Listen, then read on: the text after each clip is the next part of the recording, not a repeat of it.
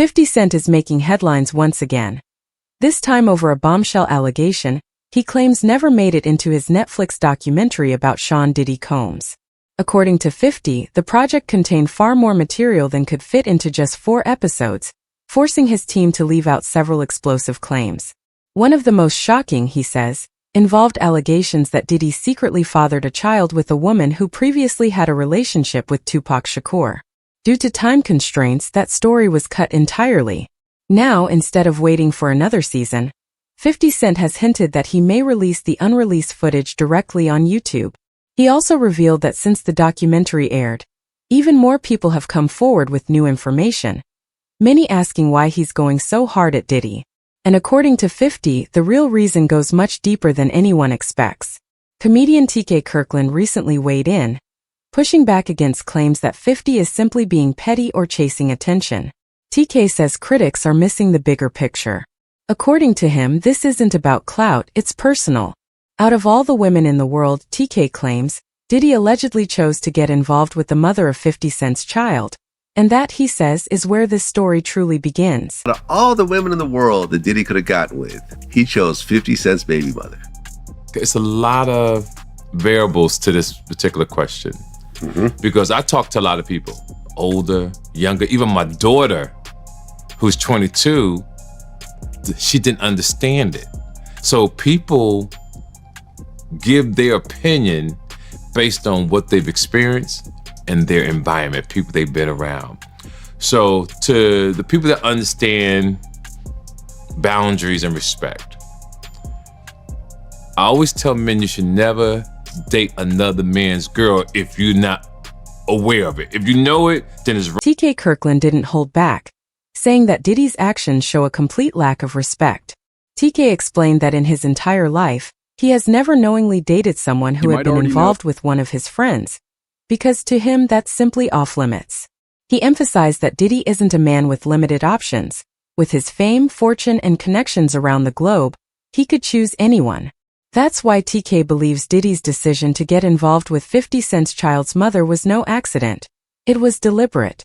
And in TK's eyes, this choice was made even more pointedly given the years of ongoing tension between Diddy and 50 Cent. He went after the baby mother of one of his rivals. Exactly. Someone who had been taking shots at him for years. Absolutely. On purpose. And he went after her knowing that they had beef. Right. And slutted her out. Slut her out. Just slutted her out. Slutted out. Having a whole basketball team run a train on her. And I just totally the whole agree. thing, right? Totally agree. Right. But his reputation from when he worked at Uptown, I'll be sure's girlfriend.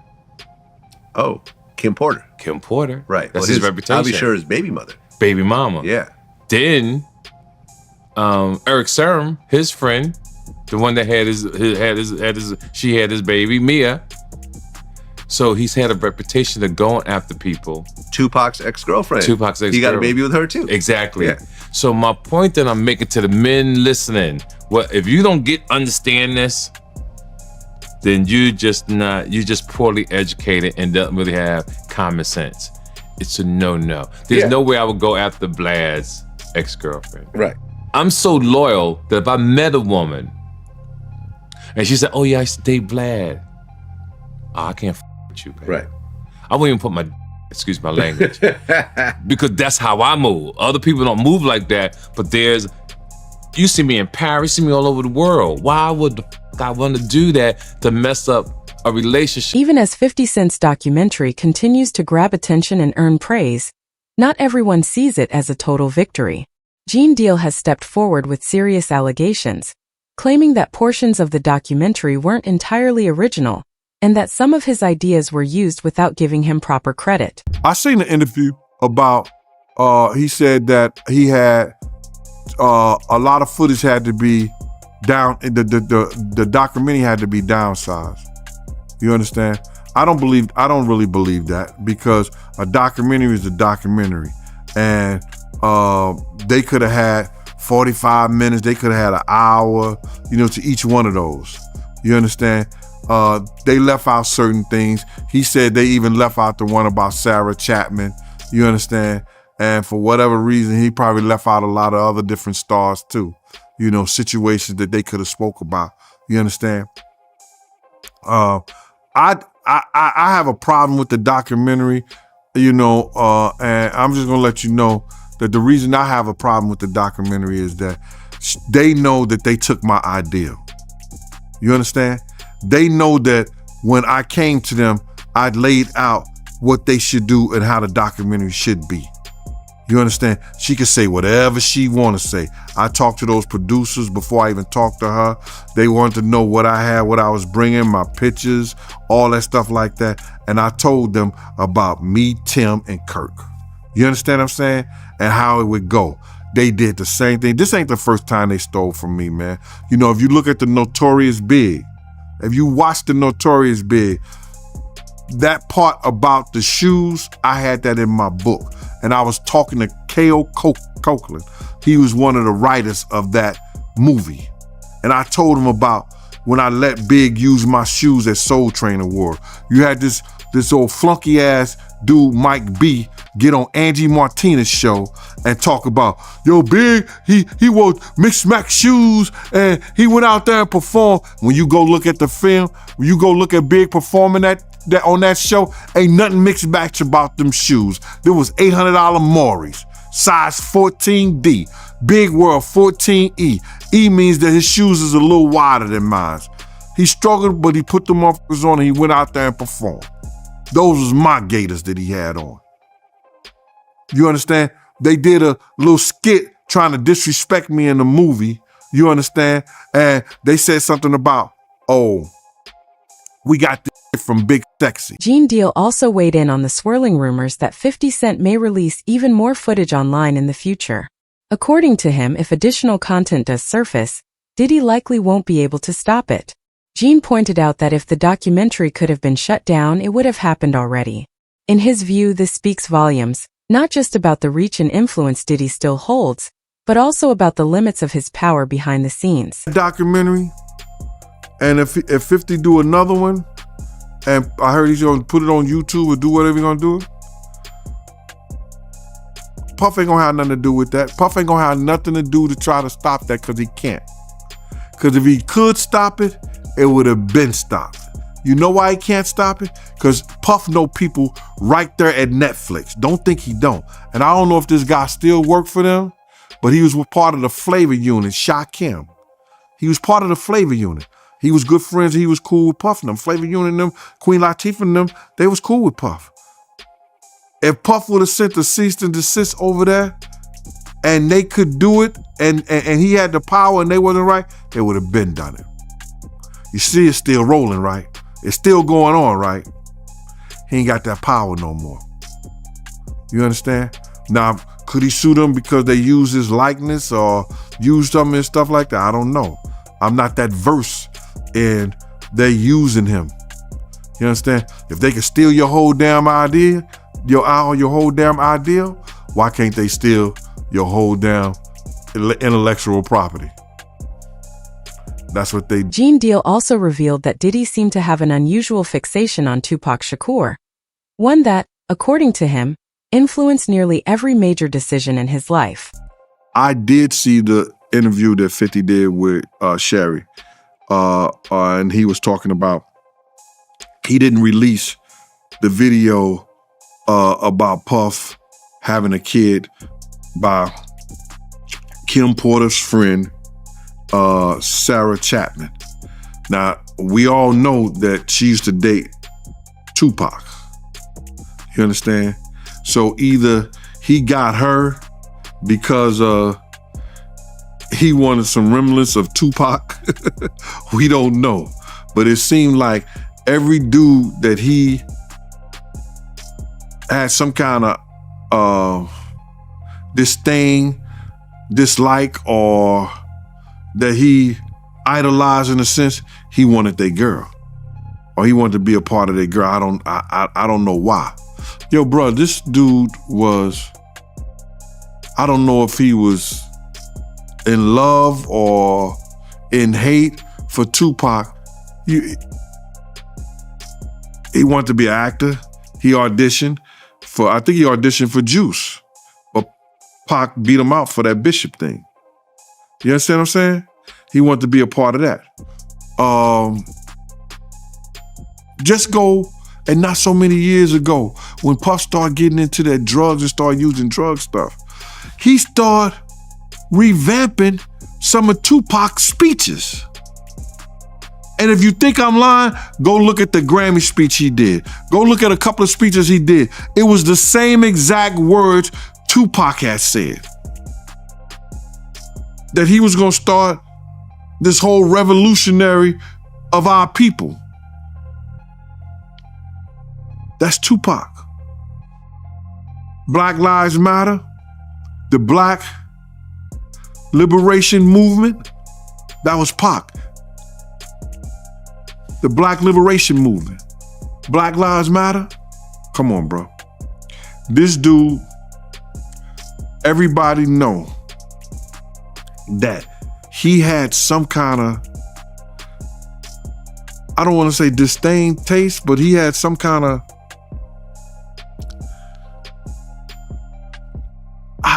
I don't, jealousy of Tupac, bro. He had this jealousy of Tupac. But the documentary isn't entirely transparent. One detail that caught the attention of many viewers was how little it mentioned Kim Porter, Diddy's longtime partner and the mother of his children. Kim tragically passed away in 2018 at just 47 years old. While the official cause of death was reported as pneumonia, some fans and observers have questioned Diddy's role in the events leading up to her passing. Kim had been a central figure in Diddy's life for years, yet her story barely made it into the documentary. Do you think that Diddy killed Kim Porter? Absolutely. Why? Because of all the videotapes, because of the book, because of all the people she gave copies of her book to, or at least chapters, because of everything that she had on him, because of the tape that she used to blackmail him into a relationship and into a raise of him being sodomized by Andre Harrell. And I am not saying that allegedly, because I heard her and Kim Noor talking about it in the booth of the bathroom while snorting cocaine at the Kit Kat Club. Kim Porter had a front row seat to Diddy's personal life, his business moves, and everything happening behind closed doors. Yet the documentary barely scratched the surface of her story. Multiple sources suggest this was intentional. Her story may have been deemed too sensitive or too controversial to include. Gene Deal, who knew Kim personally and even looked out for her at times, believes she held knowledge that could have revealed a lot about Diddy and his inner world. It was alleged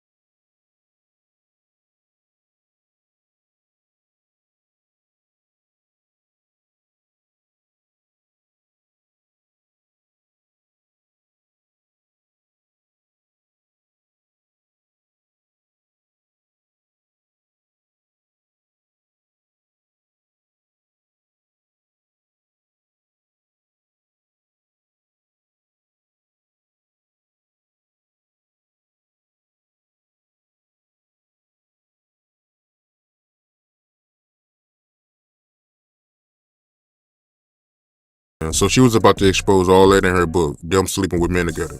she was going to expose everything. I heard it was tell all. Yeah, that's crazy, man. Just curious, right? Did you know that Diddy and Kim had that type of relationship back then in real time? Yeah. Yep. Because I know somebody personally that lives in Atlanta that was swinging with them, and I would never mention his name because he's a good brother and he knows my family down there. You know, he knows my family down there, and I would never, put his name out there like that. He's been in the music business. He done put a lot of groups, A-listed groups out there, especially A-listed groups from Atlanta. None of that information made it into the documentary. Viewers only saw a few photos of Kim, heard that she was the mother of Diddy's children, and then the story moved on. For someone who played such a pivotal role in his life, That silence raised serious questions.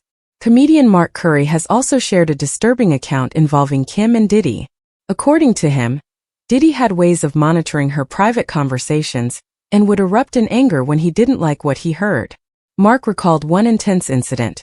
After overhearing a phone conversation Kim had with producer Shakir Stewart, Diddy reportedly confronted Shakir at a party and attacked him with a chair. The other day they just did a whole thing with the girl that he was dating was the one that was putting the wiretaps and all of that out. It was a clear case. She came, hey, I was the one who was doing the wiretaping and all of this, right? The tapping. So I knew about this before she came out and said that she was the one that was doing it. I was sitting there like, damn, he know everything she doing. He know her conversations. I'm sitting there like when I'm sitting there right there next to him when I'm hearing them saying, this is what Shakir Stewart was saying to Kim Porter on the phone that made him mad. That made him so mad at Shakir Stewart when he went to L.A. Reid party, hit him with the chair. You don't think if he hit a man with a chair for dating this girl, you know, they gonna have a fight at home too. You know what I mean? That's why, you know, they say he busts her nose up on the boat. And have you ever been to Sandro Pay's see a brother play a mandolay? Remember that was in his song? I need a good woman next to me. So didn't it happen in what was it, Sandro Pay? Like that island. And then he bust her nose. They tried to make it seem like she slipped and fell. She slipped and fell and broke her nose. Nah, the truth was she slipped and fell and landed on his fist. Yeah, but that's what happens when you put your hands on females. I don't really have much respect for a man who's physically abusive towards women, man. I kind of think they be kind of suspect. I'd be like, man, you know, I girls fight girls. This, it seems, was just the way Diddy operated. Another eyebrow-raising element was how the documentary portrayed his legendary parties. For decades, these events were known to draw the most powerful figures from every industry, celebrities, athletes, and business moguls alike. Yet in the documentary, almost none of that is shown. No star-studded cameos, no insider stories, no sense of the influence these gatherings held. The omission is especially striking given how publicly many of these big names have been associated with Diddy for years. And now, almost all of them remain eerily silent. Thoughts on all the his celebrity friends that denounced those allegations and were like, "This is false," and you know, Liars. They were saying, "Yeah, should they speak up now?" It's getting a little too late for those who are complicit. Stevie J should be charged. Mary J. Blige should also be charged. Jennifer Lopez should definitely be charged. Jay-Z should be charged. Khaled should be charged. Rick Ross should be charged. Usher should be charged and tried with him. Off of Justin Bieber alone. Jaguar Wright also believes that people focus too much on Diddy's music career, and not nearly enough on the environment he grew up in long before fame. In her view, the real story of how he became the man he is begins inside his own home. She revealed that as a child, Diddy may have witnessed chaotic scenes while his mother was preoccupied with her own life, with a constant flow of people in and out of the house. According to Jaguar, strangers were often around, and growing up in that kind of environment can leave deep, lasting scars. She believes these early experiences may have shaped him, long before the music industry ever became a factor. What he saw and what happened to him in his own mama house.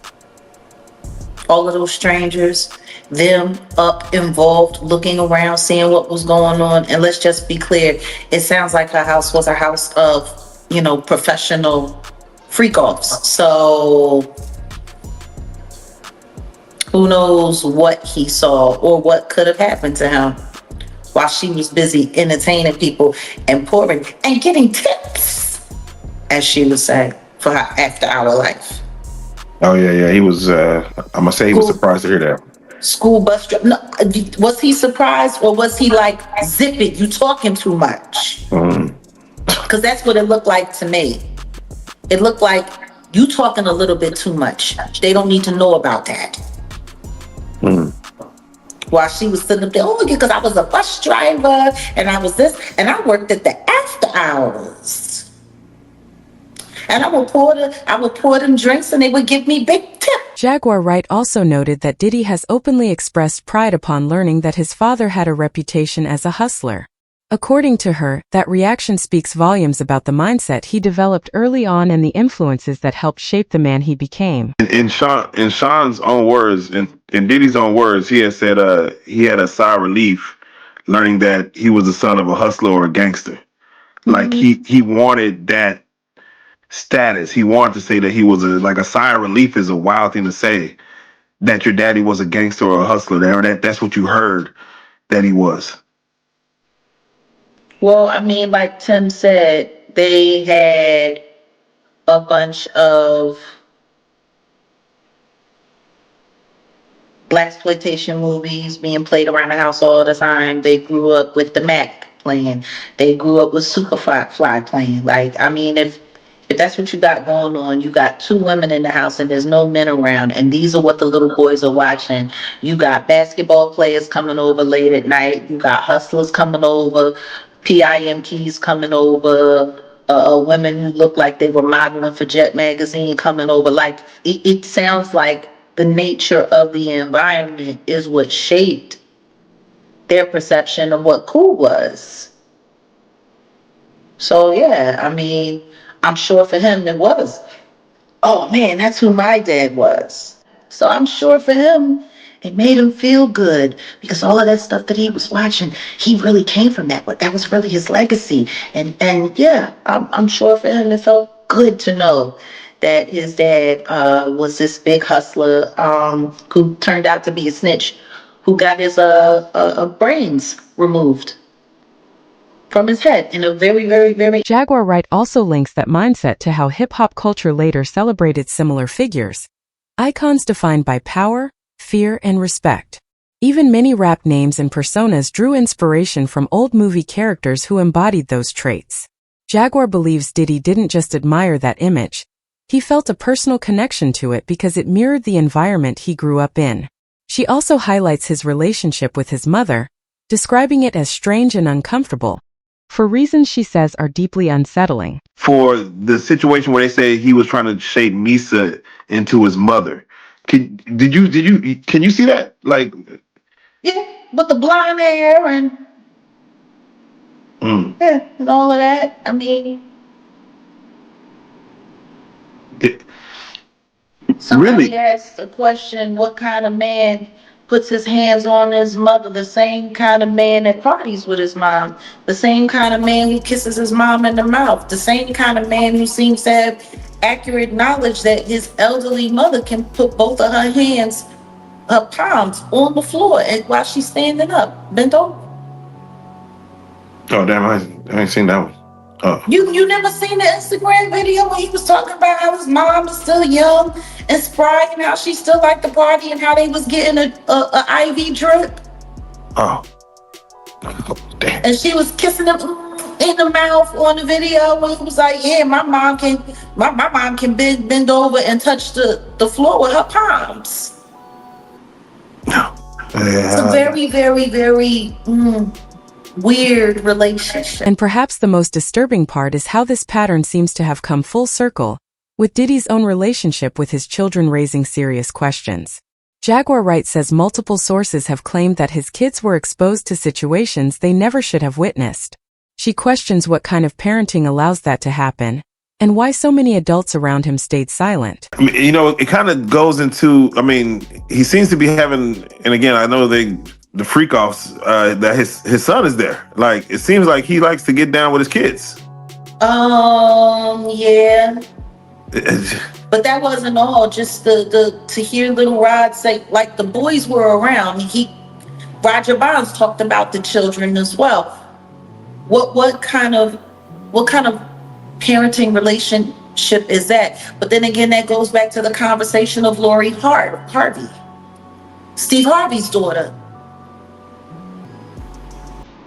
It was all known that she was spotted in them streets with Justin, and then she was spotted in them streets with Diddy, and they all tried to sit there and pretend like that wasn't what it was. Like, I don't know if anybody has not noticed, but ever since Diddy got pinched, they've all been trying to pretend like all of the stuff that we seen that happened, that they was all involved in, didn't happen. If Lori Harvey was hanging out with, and it's kind of weird, like the whole relationship with Justin looks weird. He looks like Mini-Me with Dr. Evil. It's weird. Like, why are there people? Why is there sexual behavior going on? And why are people naked in front of their kids, G? Doing all kinds of stuff. And meanwhile, Misa's running around making comments about how she don't like the way that Eric Sermon was depicting her in the documentary. You don't like the way you're being talked about in the documentary. You don't like the fact that, because see, it wasn't Gene Deal, because Gene Deal said he wasn't there, and thank God that he was able to admit that. Kurt Burrows did say that he was there and present when Diddy was beating the brakes off Misa and putting the feet to her up underneath the car. What other explosive revelations do you think could surface in the second wave of footage 50 Cent might release? Share your thoughts and theories in the comments below. We want to hear what you think could come next.